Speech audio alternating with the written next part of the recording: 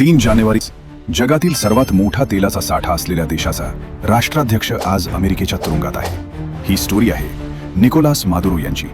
पण एका देशाच्या राष्ट्राध्यक्षाला दुसऱ्या देशाचे सैन्य कसं काय उचलून नेऊ शकतं? हा लोकशाहीचा विजय आहे की सार्वभौमत्वाचा अपमान? आजच्या व्हिडिओमध्ये आपण व्हेनेझुएलाच्या या खळबळजनक संघर्षाचा संपूर्ण इतिहास पाहणार आहोत। पण त्याआधी चॅनलवर नवीन असाल तर आत्ताच सबस्क्राइब करा, कारण असे मराठी डॉक्युमेंटरी व्हिडिओ फक्त आपल्या चॅनलवर पाहायला मिळतील। काही दिवसांपूर्वीच अमेरिकन फौजांनी कराकसमध्ये एक धाडसी ऑपरेशन केलं। निकोलास मादुरो आणि त्यांच्या पत्नी सिलिया फ्लोरेस यांना ताब्यात घेण्यात आलं। आज 6 जानेवारी 2027 रोजी मादुरो यांना न्यूयॉर्कच्या कोर्टात हजर करण्यात आलं। त्यांच्यावर नार्को टेररिझम आणि ड्रग्ज तस्करीचे गंभीर आरोप आहेत।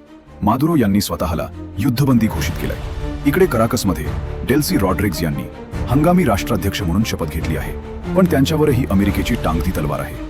डोनाल्ड ट्रम्प यांनी स्पष्ट इशारा दिलाय, सहकार्य करा नाहीतर किंमत मोजावी लागेल। व्हेनेझुएलाची ही अवस्था का झाली हे समजून घेण्यासाठी आपल्याला फ्लॅशबॅकमध्ये जावं लागेल। 1970च्या दशकात व्हेनेझुएला हा दक्षिण अमेरिकेतील सर्वात श्रीमंत देश होता, कारण तिथे सोन्यापेक्षाही मौल्यवान असं काळं सोनं म्हणजेच तेल होतं। सौदी अरेबियापेक्षाही जास्त तेलाचा साठा या देशाकडे आहे। पण मग चूक कुठे झाली? जेव्हा सरकारने फक्त तेलावर अवलंबून राहण्याचं ठरवलं आणि इतर उद्योगांकडे दुर्लक्ष केलं, तेव्हा विनाशाची ठिणगी पडली।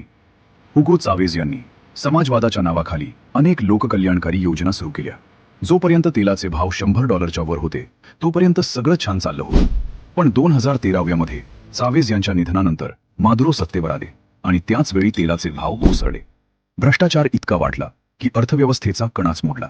आज व्हेनेझुएलामध्ये महागाईचा दर इतका आहे की एक साधा ब्रेड घेण्यासाठी पोतंभर पैसे लागतात। 79 लाखहून अधिक लोकांनी देश सोडला आहे। ही मानवी इतिहासातील सर्वात मोठी स्थलांतराची शोकांतिका आहे। ही फक्त एका देशाची लढाई नाहीये। रशिया आणि चीन मादुरो यांच्या पाठीशी उभे आहे, तर अमेरिका आणि त्यांचे मित्र देश या कारवाईचे समर्थन करत आहेत। भारतासाठी हे महत्त्वाचं का आहे? कारण भारत व्हेनेझुएलाकडून मोठ्या प्रमाणावर तेल आयात करायचा। जर तिथे स्थैर्य आलं तर जागतिक बाजारात तेलाचे भाव कमी होऊ शकतात, ज्याचा फायदा भारताला होईल। पण सध्याची युद्धजन्य परिस्थिती पाहता तेल पुरवठा विस्कळीत होण्याचीही भीती आहे। मित्रांनो, व्हेनेझुएलाचे हे संकट आपल्याला एकच गोष्ट शिकवते: नैसर्गिक साधनसंपत्ती कितीही मोठी असली तरी योग्य नेतृत्व आणि पारदर्शक प्रशासन नसेल तर देश रसातळाला जाऊ शकतो। मादुरो यांच्या अटकेनंतर आता व्हेनेझुएलामध्ये लोकशाही पुन्हा येईल का, की हे संकट अजून गहिरं होईल? तुम्हाला काय वाटतं?